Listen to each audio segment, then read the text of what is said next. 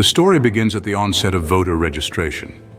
On Monday, April 22, 2024, a registration station at Namamwa Growth Point, just 25 kilometers southeast of Masvingo, Zimbabwe, opens its doors. The station, marked by desks inscribed with ZANU-PF, reportedly registers thousands of Zimbabweans to vote in Mozambique's elections, scheduled for October 9, 2024.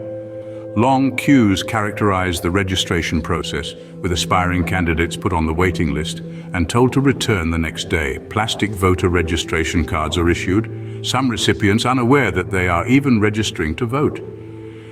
In some cases, Zimbabweans are told they are receiving Mozambican IDs, allowing for free travel in and out of Mozambique. The allegations of vote rigging reach Renamo, Mozambique's biggest opposition party, sparking an investigation. Gloria Salvador, a spokesperson for Renamo, confirms the party's awareness of the alleged rigging and asserts that they have gathered evidence to support the claims. Meanwhile, Frelimo representative Samuel Gemua dismisses the allegations, stating that Mozambican nationals abroad are permitted to register to vote wherever they are.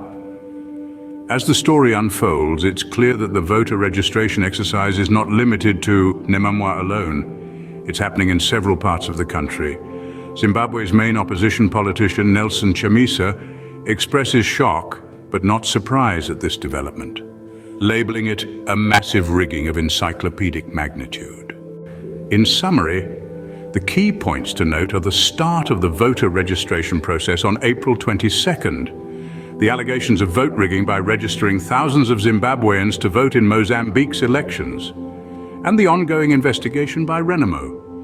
The allegations, if proven true, could have profound implications for the fairness and integrity of the upcoming Mozambique elections. In a world where the power of the vote is pivotal in shaping the future, the importance of a fair and free election process cannot be overstated.